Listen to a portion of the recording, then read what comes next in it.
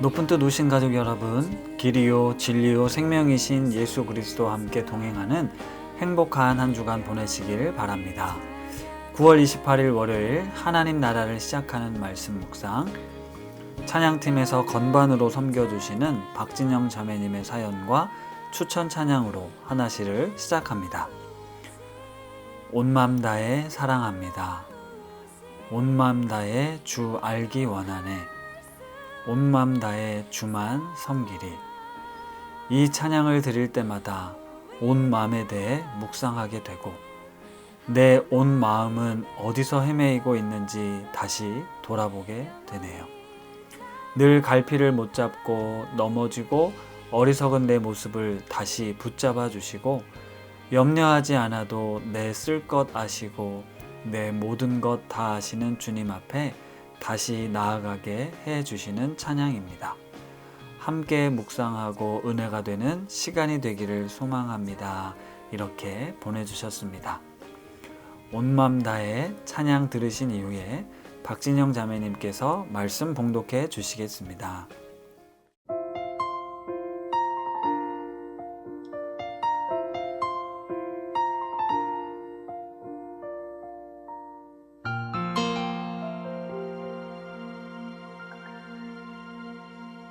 주님과 함께하는 이 고요한 시간, 주님의 보좌 앞에 내 마음을 쏟네. 모든 것 아시는 주님께 감출 것 없네. 내 맘과 정성 다해 주 바라나이다.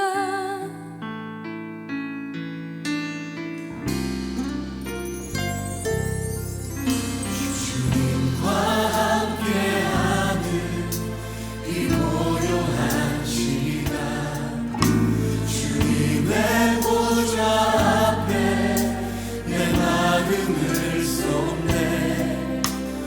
모든 것 아시는 주님께 감출 것 없네. 내 맘과 정성 다해 주 하나나이다. 온 맘 다해 사랑합니다. 온 맘 다해 주 알기 원하네. 내 모든 삶 당신 것이니 주만 섬기리. 온 맘 다해 나 염려하지 않아도 염려하지 않아도 내 쓸 것 아시니 오직 주의 얼굴 구하게 하소서. 주님 이해할 수 없을 때라도 감사하며 날마다 순종하며 주 따르오리라. 온 맘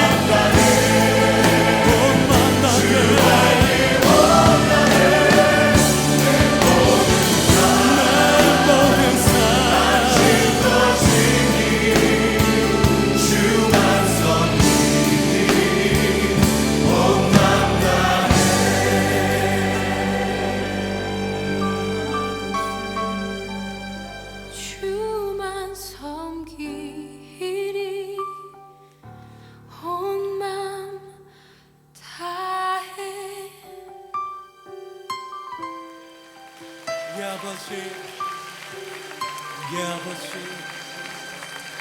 예 아버지.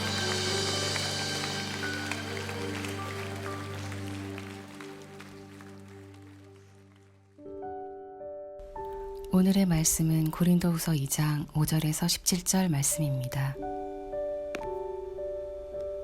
근심하게 한 자가 있었을지라도 나를 근심하게 한 것이 아니요 어느 정도 너희 모두를 근심하게 한 것이니 어느 정도라 함은 내가 너무 지나치게 말하지 아니하려 함이라. 이러한 사람은 많은 사람에게서 벌 받는 것이 마땅하도다.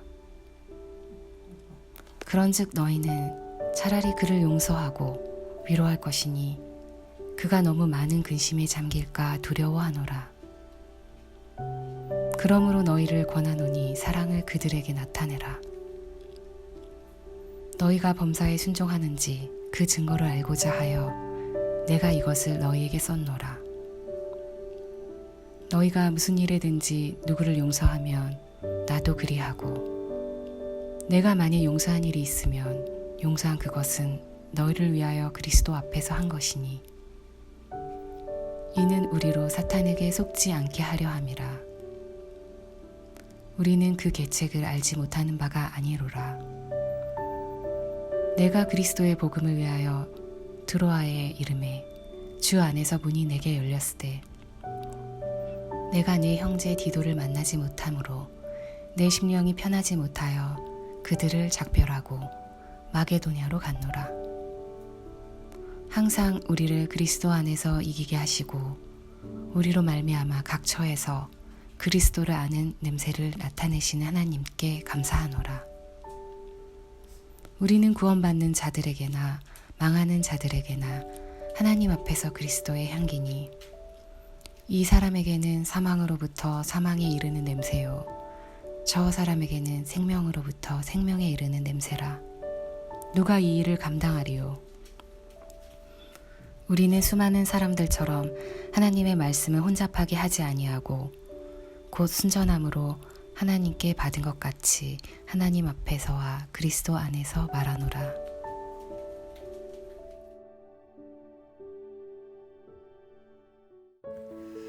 고린도 교회는 여러 가지 문제가 많았습니다.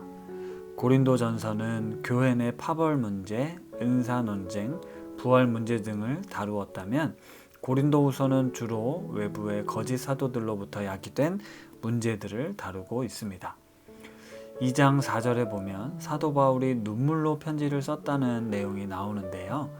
고린도 교회 문제에 대해서 사도 바울은 눈물로 단호하게 대처할 것을 권면했고 고린도 교회는 바울의 권면을 따라 문제를 일으킨 사람들을 징계했습니다.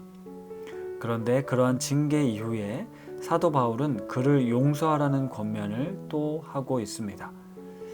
많은 사람에게서 벌을 받는 것이 마땅하도다 라고 이야기하고 난 뒤 그가 너무 많은 근심에 잠길까 염려하여 용서하고 위로하라고 합니다. 이게 교회에서뿐 아니라 우리의 가정이나 사회에서도 참 어려운 일입니다. 잘못에 대한 대가를 치르고 책임을 져야 하는 것은 당연한데 그 결과가 그 사람을 낙오자로 실패자로 만드는 것에 끝나면 안 됩니다. 다시 회복할 수 있도록 하는 것이 최종 목적이어야 합니다. 그런데 지금 우리가 경험하고 있는 이 세상은 다시 살리는 데 목적이 있지 않고 더 이상 살 수 없도록 하는 것이 목적인 것 같은 느낌을 받을 때가 참 많습니다. 저는 그게 참 안타까운데요. 사람의 생명은 매우 소중합니다. 존재 자체를 비난하고 존재하지 못하도록 하는 것은 안 됩니다. 정의로 징계를 함에 있어서 반드시 사랑이 수반되어야 합니다. 하지만 이런 인간들의 삶에서 이런 균형을 잡기란 참 어려운 일입니다. 그러나 용서하고 사랑하는 것이 결국 마지막에 우리가 해야 할 일입니다. 사도 바울은 고린도전서 13장에서 사랑을 제1의 은사로 이야기했습니다. 교회의 모습은 바로 잘못을 덮어두는 것이 아니라 드러내고 그에 따른 징계를 받고 결국은 사랑으로 용서하고 하나됨을 회복하는 것이 바로 교회의 모습이어야 함을 우리에게 말씀하고 있습니다. 그런데 우리 우신 가족들 그리고 성도님들이 경험한 교회는 어떤 모습이었습니까? 그리고 우리 우신교회는 어떤 교회로 존재해야 할까요? 이 말씀 통해서 우리 교회가 또 우리가 어떤 모습으로 살아야 할지 다시금 점검해 봅니다. 그리고 뒤이어 나오는 말씀을 보면 사도 바울의 이러한 당당한 고백이 오늘날 우리 교회, 우리 그리스도인들이 할 수 있는 고백이기를 원하는데요. 항상 우리를 그리스도 안에서 이기게 하시고 우리로 말미암아 각 처에서 그리스도를 아는 냄새를 나타내시는 하나님께 감사하노라. 우리 삶의 각 처에서 그리스도를 아는 냄새를 나타내는 삶, 구원받은 자들에게나 망하는 자들에게나 하나님 앞에서 그리스도의 향기인이라는 고백 우리가 드리고 싶습니다. 우리의 삶에선 지금 어떤 향기가 나고 있습니까? 곧 추석 명절인데요. 믿지 않는 가족들에게 우리는 그리스도인들의 어떠한 냄새를 풍기고 있을까요? 코로나로 인해 교회가 비난과 손가락질을 당하고 있는 안타까운 현실에서 우리가 참 많이 위축되어 있지만 향기는 접촉하지 않아도 말하지 않아도 자연스럽게 그 주변에 영향을 끼치게 됩니다. 오히려 이런 때에 우리가 복음의 본질에 바로 서서 말씀에 온전하게 순종하여서 예수 그리스도의 삶을 따라 이 세상을 사랑으로 섬기게 되면 그 향기가 오히려 더 진하게 드러나지 않을까요? 이번 추석 명절 떡을 받으시고 너무들 좋아하시고 행복해 하셨는데요. 우리 교회 사무실에 있는 건물에 편의점도 있고 사업장도 가정집도 있어서 이 건물을 사용하고 있는 분들에게도 명절 떡을 나누며 인사를 드렸습니다.